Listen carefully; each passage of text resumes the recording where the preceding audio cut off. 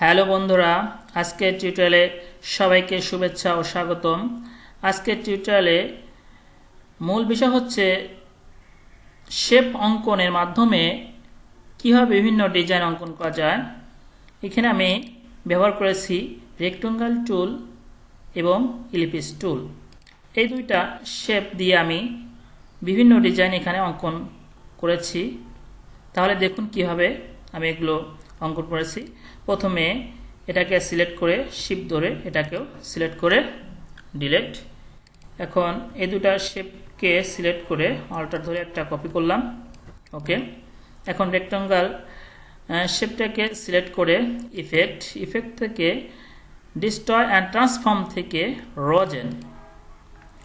Rosen plate option থেকে size, আমি এখানে সাইজ ব্যবহার করব 27 এবং রিলেভেন্ট টিকটা থাকবে ডিটেইলে, এখানে ব্যবহার করব 9।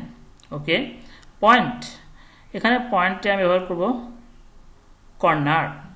ওকে, এভাবে এটাকেও সিলেক্ট করে ইফেক্ট ট্রান্সফর্ম থেকে রোজেন, এখানে 27, এখানে 9, এখানে রিলেভেন্ট আর পয়েন্টে কর্নার। ওকে, এগুলোকে আমি আবার যদি তৈরি করতে চাই তাহলে এটাকেও সিলেক্ট করে অল্টার ধরে একটা কপি করলাম। ওকে, সিলেক্ট করে ইফেক্ট থেকে transform Rosen option plate option থেকে অপশন, এখানে সাইজ হবে 24 এবং এখানে রিলেভেন্ট থাকবে আর এখানে হবে 7, 9 এবং পয়েন্ট কর্নার হবে। ওকে, একইভাবে আমি এটাকে সিলেক্ট করি ইফেক্ট থেকে রোজেন অপশন, এখানে 2, 4, এখানে 7, 9 এবং রিলেভেন্ট পয়েন্টে কর্নার। ওকে, এগুলোকে আমি সিলেক্ট করে ডিলিট করে দিই। শেপটাকে সিলেক্ট করে আমি আর একটা কপি করি। ওকে, সিলেক্ট করে ইফেক্ট থেকে ট্রান্সফর্ম থেকে রোজেন অপশন।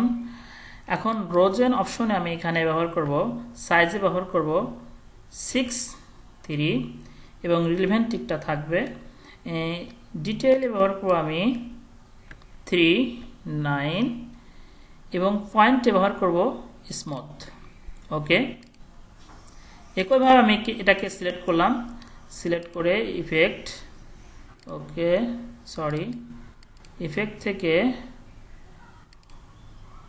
রোজেন অপশন থেকে এখানে ব্যবহার করব 6, 3, এখানে 3, 9, এখানে পয়েন্ট স্মুথ ব্যবহার করব। ওকে, তাহলে দেখুন বন্ধুরা, খুব সহজেই আমি মাত্র দুইটা শেপ দিয়ে বিভিন্ন ডিজাইন অঙ্কন করেছি। আমি এখানে এগুলোকে আমি আরো সুন্দর করে সাজাতে পারি। এটাকে সিলেক্ট করে এখানে ফিল কালার দিব।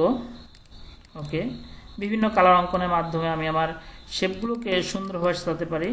আপনারাও চেষ্টা করলে অবশ্যই পারবেন, এটা কোনো আহামরি বিষয় নয়। এ ধরনের আরও টিউটোরিয়াল দেখার জন্য আপনারা আমার চ্যানেলকে সাবস্ক্রাইব করুন, লাইক করুন, শেয়ার করুন। সবাইকে শুভেচ্ছা ও স্বাগতম জানিয়ে আমি আমার আজকের টিউটোরিয়াল শেষ করছি। সবাইকে ধন্যবাদ।